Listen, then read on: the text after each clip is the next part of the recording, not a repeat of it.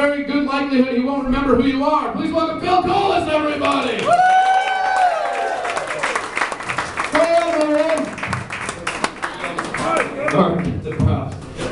Let's go, Gallagher. Yeah. Hi, guys! Hey! Yes! So good to be here. Hi, everyone. I'm enjoying myself. I'm enjoying all my comedy shows. It's like, you ever gone through something really terrible? And while it's happening, it's terrible. But when it's over, you're in this really weird good mood for like a month because you're not doing that terrible thing anymore? Yeah, exactly. Yeah, that's how I am. All my comedy shows now are awesome. Because 2 months ago, I did a show at the Rochester Athletic Club, which is a gym, it's not a comedy club, at 2 in the morning for a high school prom lock-in. Okay. Fucking 250 18-year-olds not give a fuck what I was telling them for a half hour. It was a tough paycheck.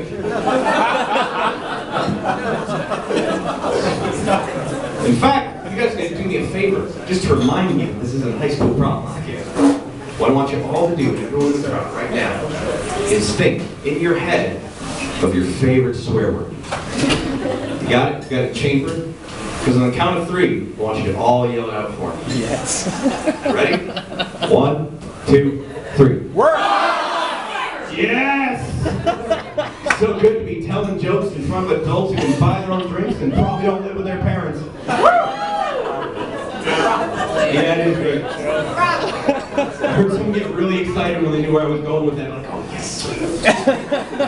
Also, interesting fact, I learned if you're doing a comedy show for a high school prom locked-in full of teenagers, and you ask them a question to get some crowd rap in your comedy show, you have to tell them to clap when they answer. Otherwise, they're all going to raise their hands, because that's what they've been answering questions their entire life up until that point.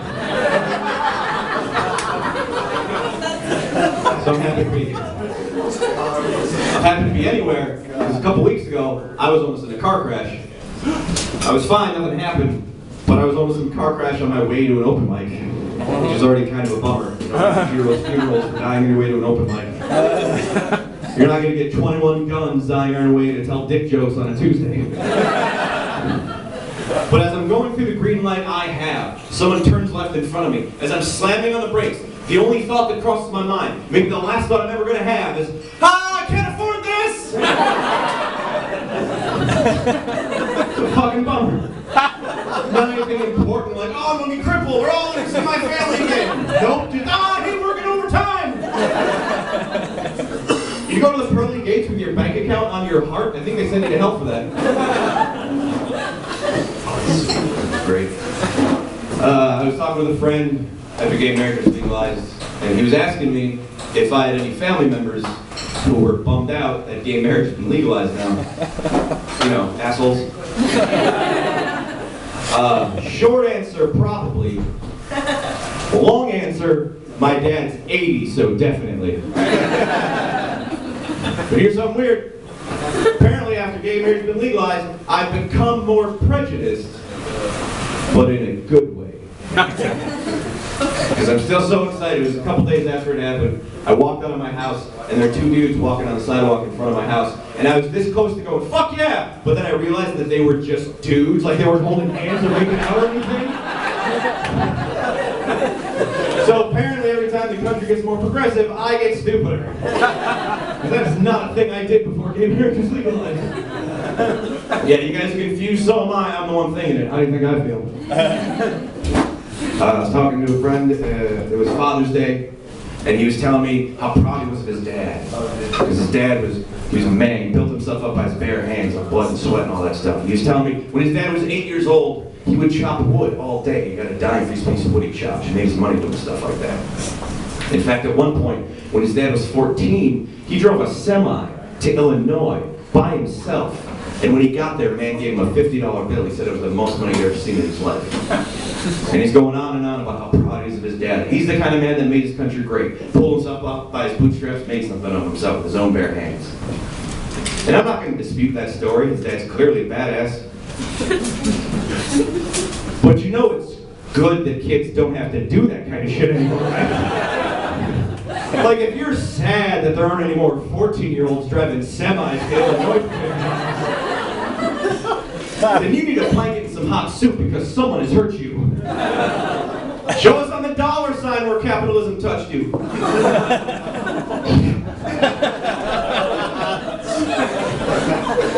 Punk crowd, awesome. I realized I don't think I should ever have kids. Now I realize it. I was talking to a friend of mine. She's a mother. She's got 2 kids. And she was telling me she was so excited. She got to sleep until 9 a.m. that morning. Because it was her birthday. And I thought, if you're cheering about waking up at a time that pisses me off, I don't think I'm cut out for motherhood. Plus, like, I'm 31, but I just learned that you can walk away from assholes. Did you know that? Like, if you're hanging out with somebody who's a jerk, you can just like walk away from them. That's great. It keeps your heart up, it keeps your mood upbeat. It's an important trick. And I'm having so much fun with my new trick, I don't think I could stop doing it, even if it was my baby. This conversation's bumming me out, kid. I'm gonna walk over here and work out myself, thank you. And I know that's step 2. Step 1 is finding someone to marry and take a baby. But I don't think I'm going to do that either. Not because, like, people are nice. That's not the problem.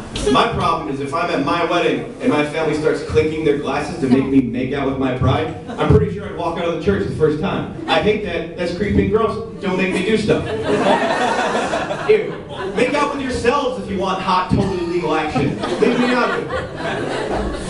Not unless you want to see me stand up and give a toast with a huge, undealt with erection, rocking it out of my dress pants.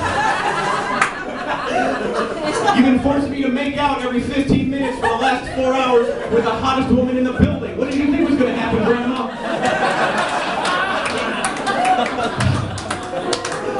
Pause break for my boner.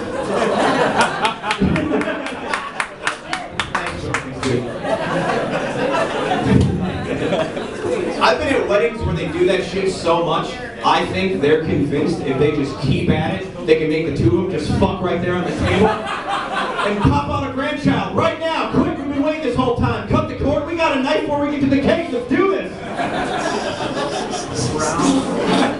If they try that shit on me at my wedding, my wife's getting a bro hug and a hearty handshake every time. Until my family realizes we're not Barbie dolls that they can make kids in a dream house bullshit thing.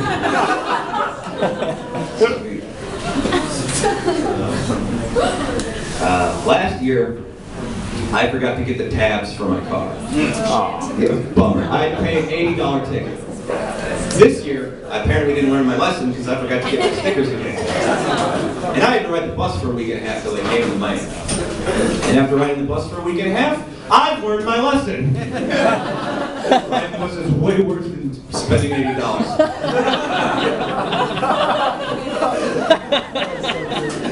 At one point, I got on the bus, I was riding along a little bit, and a man came on the bus with a screaming baby in a baby carriage.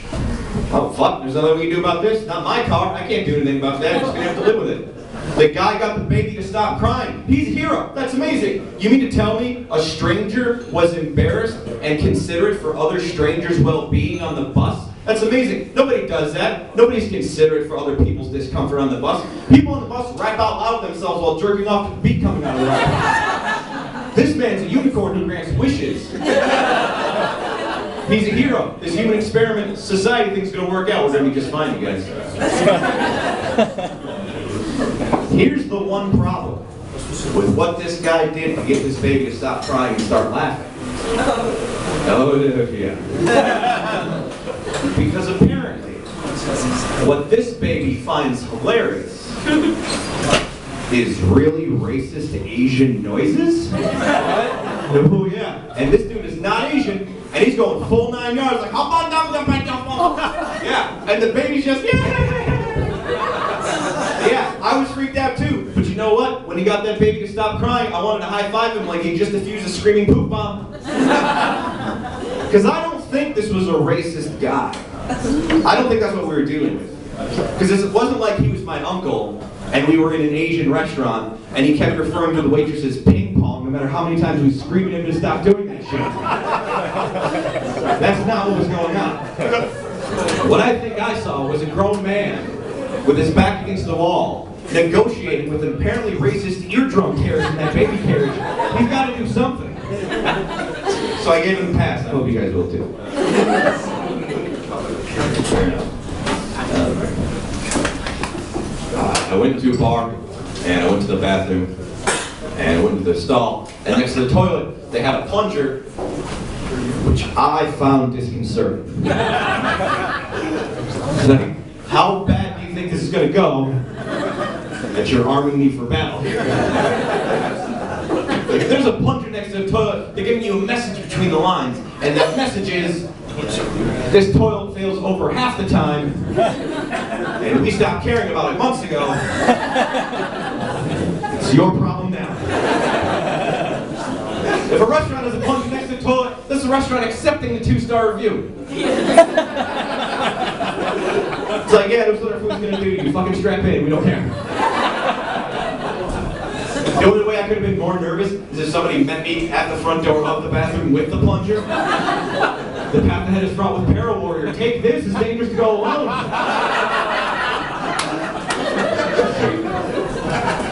I'll tell you guys something, help you win Jeopardy with this one someday. You know how for each person, for each finger, our fingerprints are different? The same thing is true for your tongues.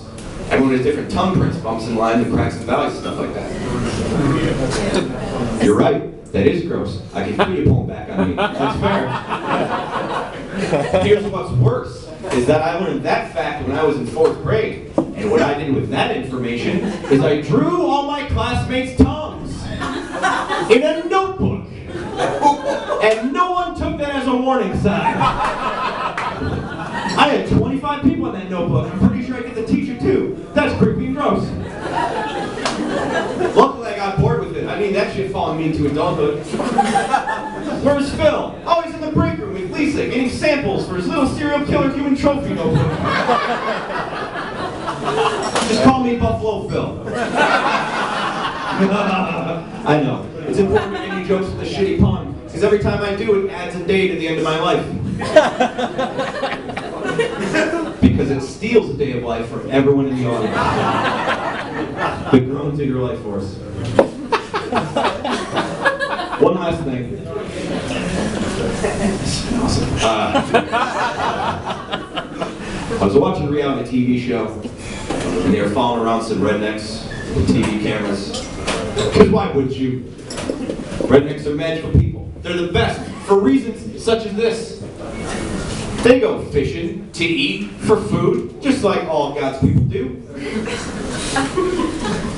But they don't use a rod and reel bait and tackle. Oh no, no time for that shit. They go fish noodling. It's where you walk out into a lagoon, find a hole where there's a catfish, jam your arm in the hole, the catfish eats your whole arm. Exactly as planned. Of course it would. Why wouldn't it? He just got punched in the face in his front door. Of course it's angry. He yanked the catfish out. Ha-ha! Fishing! Got him right where I want him. They call it fish noodling. It should be called fish sting. Great.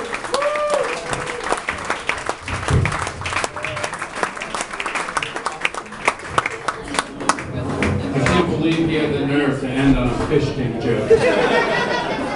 Phil Kolas, everybody, let him hear it. Your next comic coming to the stage hosts an open mic every Wednesday.